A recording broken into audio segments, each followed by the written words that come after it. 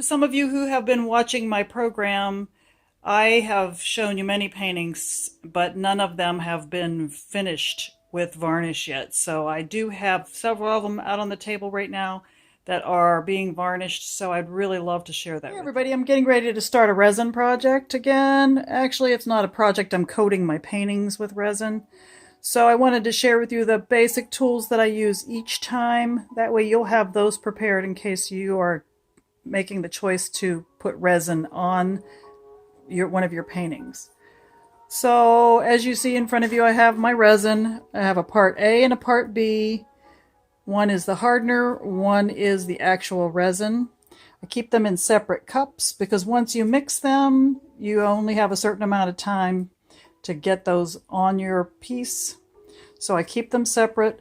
You see that when you look at my measuring cups, I have them marked in case I'm doing a smaller project or painting, in case I'm doing a larger project or painting. I always use a little putty knife, and I spray the bottom of this tray when I'm starting to use it with some alcohol, rubbing alcohol.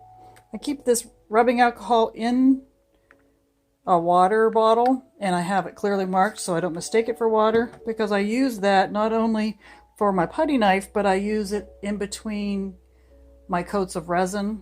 I use it after I've sanded, and I also use it just before I do any resin on a painting to clean any debris off of my painting. Spraying the rubbing alcohol onto a paper towel, not directly onto my painting.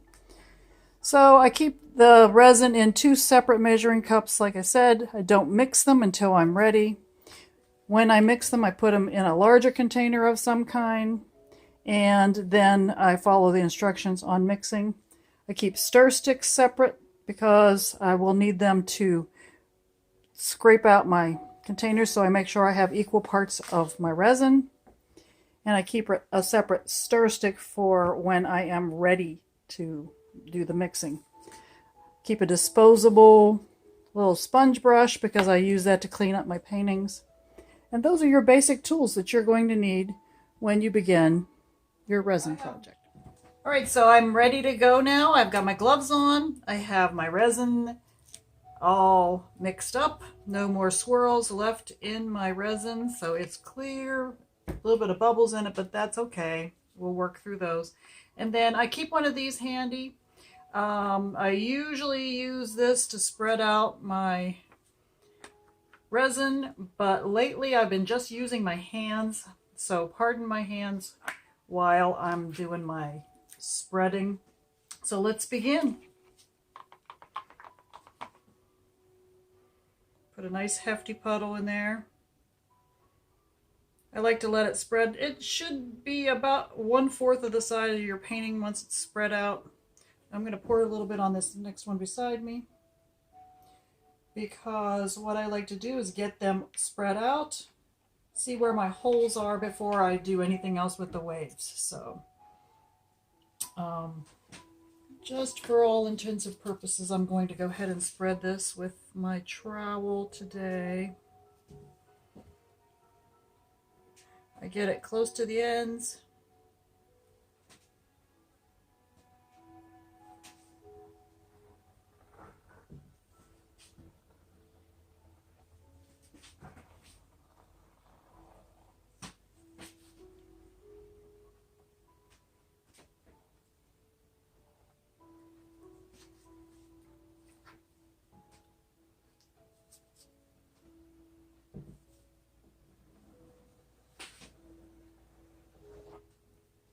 I know it's hard for you to see on the camera what I'm doing because it is a clear substance, but what I'm doing is I'm just making sure it gets all over the middle part first, spread it close to the ends, and now I'm going to go ahead and get it close enough to the ends for it to start flowing over.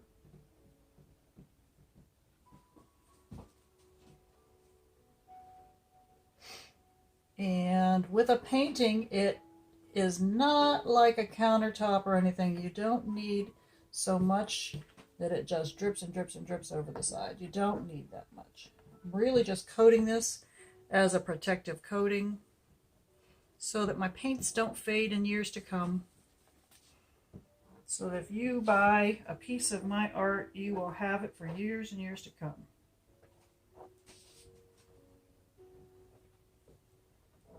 All right, so those are all over the edge. Now what I like to do is take extra, make sure it's even here, take extra right out of my bucket and get the edges. And you can feel when the edges are just rolling smooth, then you know you've got plenty of resin on the edge. The edges don't have to be beautiful, but you do want to have them covered.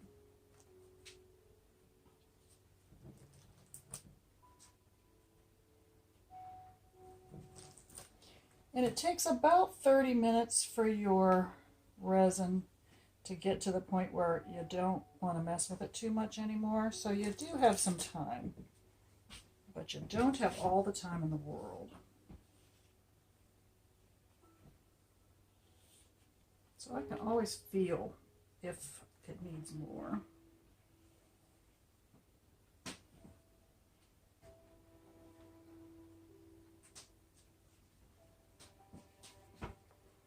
Now resin, like paint, has bubbles in it sometimes. And as my paint is curing over the next 30 minutes, I'm going to hit it a couple different times with my torch. And that's just to bring up the bubbles. And I like to bend down, make sure all my places are covered.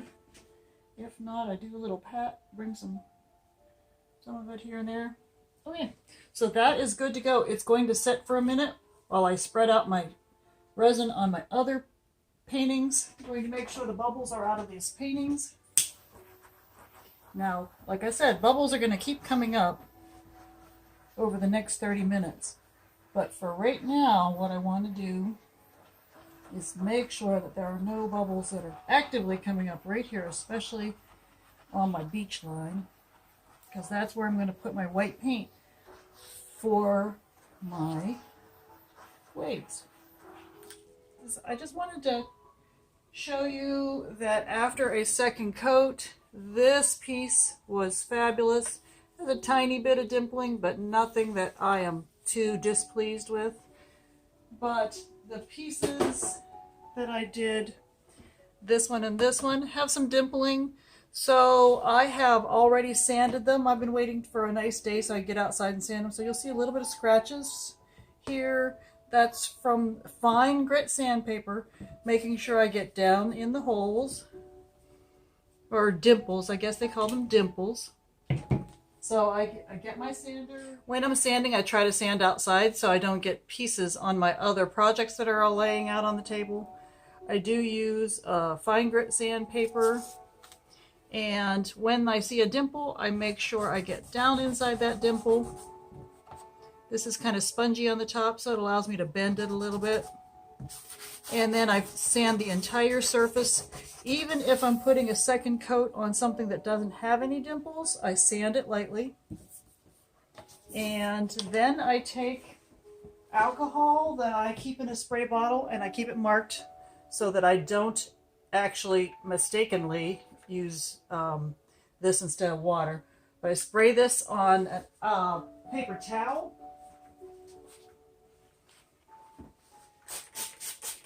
And then I just wipe down my painting, making sure that it's dust free before I begin my resin. If I have a painting that I have finished and it has been left to dry at least 2 days, I also use the alcohol cleaning method. That takes off any silicone or any other dust that has settled on it while you're waiting to get it resin. And so after I resin a piece, I will turn it over, and this is the tape that has been on it. Now you can see these big spots that have dripped.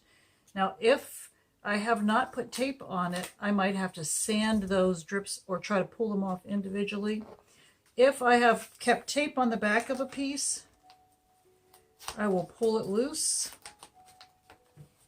Sometimes it doesn't pull loose so well, but I will pull it loose and use tools to make sure that I am keeping the resin to protect your painting if you've purchased a painting. And even all of my resin coatings are not totally even. It's not meant to be even like a piece of glass. It's meant to protect your piece. All right, so I just want to review with you what happens when you seal your paintings or you don't seal your paintings. So this particular painting, you can see it has been done with our craft mix paints, Floetrol. It dries with just a little bit of a sheen, and it's beautiful just the way it is. This painting has had resin placed on it. As you can see, it has a glass almost finish. This painting was painted with Liquitex products only, so it comes out with a sheen without being preserved.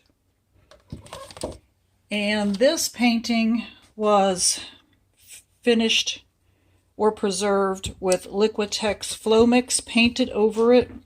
You can see it has kind of an uneven texture, but it is preserved. And then this painting has one layer of resin, but because it had some silicone in it, I will have to sand it and then put a second coat of resin on it to get that glass finish. So just wanted to cover some of the different ways of sealing your paintings. Thanks.